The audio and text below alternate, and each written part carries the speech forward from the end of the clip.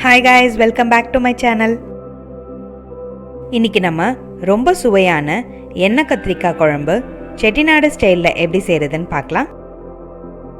If you like my video, give a big thumbs up and don't forget to click on the bell icon. முதல்ல குழம்பு செய்யறதுக்கு தேவையான இன்கிரீடியன்ட்ஸை வதக்கிக்கலாம். அதுக்கு ஒரு பேன்ல 2 டீஸ்பூன் அளவு நல்லெண்ணெய் சேர்த்து எண்ணெய் சூடானதும் 1/2 டீஸ்பூன் மிளகு, 1/2 டீஸ்பூன் சீரகம், ஒரு கைப்பிடி அளவு சின்ன வெங்காயம், பூண்டை சேர்த்து நல்லா வதக்கிக்கலாம். வெங்காயம் லைட்டாக வதங்கினதும் ரஃபாக கட் பண்ணி வச்சுருக்க தக்காளியை சேர்த்து நல்லா கலந்துக்கலாம். வெங்காயம் தக்காளி நல்லா வதங்கினதும் கட் பண்ண தேங்காய் சேர்த்து மிக்ஸ் பண்ணிக்கலாம். தேங்காய் நிறைய சேர்த்துற வேணாம், 1 டேபிள் ஸ்பூன் சேர்த்தா போதும். ஸ்டவ் ஆஃப் பண்ணிவிட்டு நல்லா ஆற விட்டு பேஸ்ட் பண்ணி எடுத்துக்கலாம். அடுத்து குழம்பு தாளிக்க ஒரு குழிக்கரண்டி நல்லெண்ணெய் சேர்த்துக்கலாம். எண்ணெய் நல்லா சூடானதும் 1/2 டீஸ்பூன் கடுகு, 1/4 டீஸ்பூன் வெந்தயம், 1/2 டீஸ்பூன் பெருங்காயம், காஞ்ச மிளகாய் ஒன்று சேர்த்து எல்லாத்தையும் நல்லா ஃப்ரை பண்ணிக்கலாம்.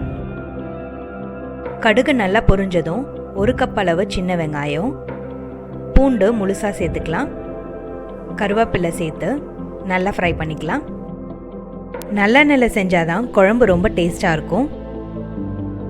கத்திரிக்காவை இந்த மாதிரி சென்டரில் கட் பண்ணி அதையும் நம்ம வெங்காயத்தோடையே சேர்த்து நல்லா வதக்கிக்கலாம். கத்திரிக்காயை தனியாக வதக்கி குழம்புல சேர்க்காம வெங்காயத்தோடையே ஃப்ரை பண்ணிக்கலாம். இதனால் நமக்கு டைமும் சேவ் ஆகும். அதே சமயத்தில் கத்திரிக்காய் எப்படி குழையாமல் செய்கிறதுன்னு பார்க்கலாம். கொஞ்சமாக உப்பு சேர்த்து கத்திரிக்காயும் வெங்காயமும் நல்லா கலர் சேஞ்ச் ஆகிற வரைக்கும் வதக்கிக்கலாம். கத்திரிக்காய் நல்லா வதங்கினதும் நம்ம அரைச்ச மசாலா பேஸ்ட்டை சேர்த்துக்கலாம். கொஞ்சமாக தண்ணி சேர்த்து மிக்ஸ் பண்ணிக்கலாம். எந்த கத்திரிக்காய் வெரைட்டியும் யூஸ் பண்ணி இந்த குழம்பை செய்யலாம், நல்லாயிருக்கும். கொஞ்சமாக மஞ்சத்தூள் சேர்த்துக்கலாம். அதோட குழம்பு மிளகாய் தூள் 3 டீஸ்பூன் சேர்த்துக்கிறேன். உங்கள் காரத்துக்கு ஏற்ற மாதிரி சேர்த்துக்கோங்க. எல்லாத்தையும் நல்லா கலந்து கடைசியாக 1/2 teaspoon Kashmiri red chilli powder சேர்த்துக்கலாம்.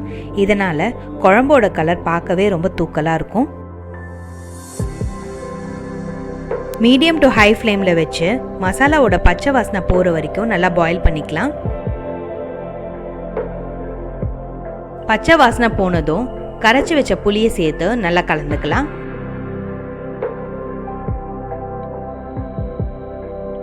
கவர் பண்ணி ஒரு 5 நிமிஷம் மீடியம் டு ஹை ஃப்ளேமில் வச்சு நல்லா கொதிக்க விடலாம். 5 நிமிஷம் ஆயிடுச்சு. குழம்பு ரெடி ஆயிடுச்சான்னு செக் பண்ணலாம். எண்ணெய் நல்லா வெளி வந்து குழம்பு பார்க்கவே சூப்பராக இருக்குது. நம்ம எண்ணெய் கத்திரிக்காய் குழம்பு ரெடி ஆயிடுச்சு. கத்திரிக்காய் எப்படி குழையாமல் நல்லா வெந்திருக்கு பாருங்கள். தனியாக கத்திரிக்காயை வதக்க தேவையே இல்லை.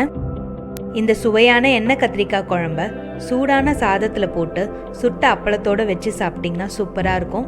கண்டிப்பாக இதை ட்ரை பண்ணி உங்கள் கமெண்ட்ஸை ஷேர் பண்ணுங்கள்.